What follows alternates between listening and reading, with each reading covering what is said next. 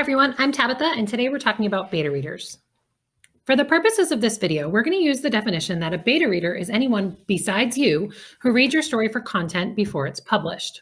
In the writing community, you might hear a lot of terms with a more specific connotation thrown around: alpha readers, critique partners. But for this video, we're lumping them all in under that definition of beta reader.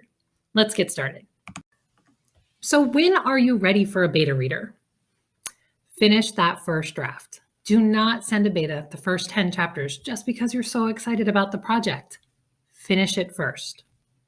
Do a content edit yourself. I detailed my process for this last week on the channel. You can find it there if you're interested in it.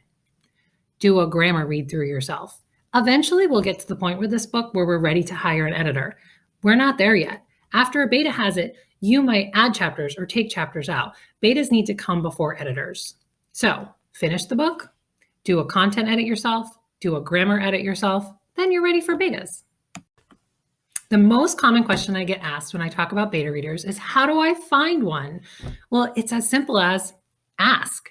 A beta reader does not need to be another writer. It just needs to be someone who regularly reads in your genre and is willing to be honest with you. So you're going to go to your favorite social media and put up a simple post. Give them your genre and your word count. One might look like, I'm looking for a beta reader for a 75,000 word young adult fantasy. Keep it simple. People will get in touch with you if they're interested beyond that. Once you find someone who's interested in beta reading for you, you'll need to have a quick conversation to lay out the ground rules. First, they're not an editor. I make sure to put my betas at ease on that right away. Their job is to find character, setting, plot, all the things you read for when you're normally reading a book without worrying about missed commas or run-on sentences. Second, feedback is the most important part of a beta's job. My betas know that I expect them to call me after every reading session. We're going to break it down chapter by chapter, but since I write young adult and some of my chapters are short, I understand if you want to sit and read a few at once before you call me. All of my betas have my phone number. It's something that I personally think is important, to have voice-to-voice conversations about the story, but you do what works for you. Since feedback is the most important part of a beta's job, I take those conversations after reading sessions very seriously. When I have those conversations with them, I make sure to keep my own opinion out of it. I try to be as neutral as possible. I do take notes about what my betas say right there on my print copy at the end of the chapters. I'm going to lay out for you the 6 questions that I use to guide my conversations with betas after every chapter. Remember, this is just an outline. Don't be afraid to go off script, keep one of these questions out, or ask a different question. Number 1, what characters do we love or hate right now? This is important for you to know. There's characters we're supposed to love, and there's characters we're not supposed to like at all. But if someone's coming off as completely annoying and they weren't supposed to be that way, we need to know. I might also come right out and ask about a specific character if my beta doesn't come right out and ask them. Maybe somebody who was new or somebody who just had a redemption arc. Number 2, were there any scenes that invoked an emotion or a reaction from you, and what were they? This question gets to the heart of whether or not your beta felt what you meant for them to feel. Did they tear up a little when somebody died? Did they throw your manuscript across the room when your villain turned a corner and became completely unredeemable? You want emotion in your stories. Your betas are in a unique position to tell you whether or not that landed. Number 3, was there anything confusing or incorrect? Honestly, I struggled with where to put this in this video because it's usually the first thing I ask, but it's the least important part of a beta's job.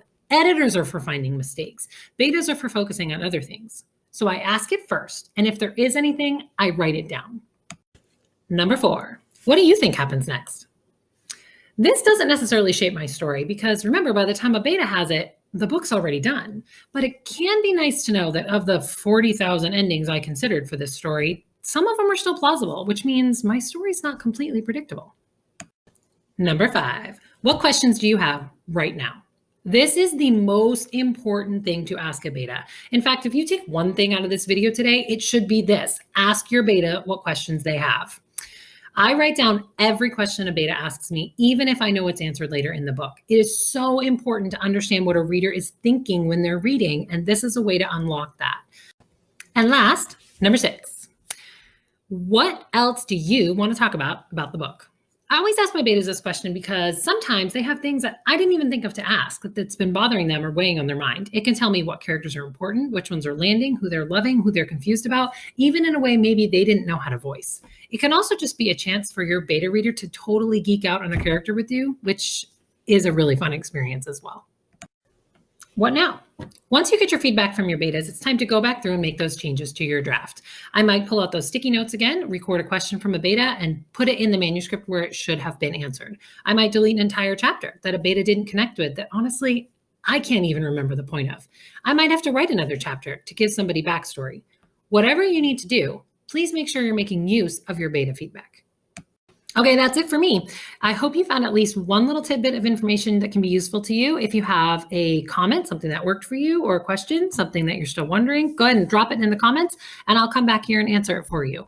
I'm hoping to help at least one person because if I can do that, I know I've done my job here. So let me know what I can do to help you.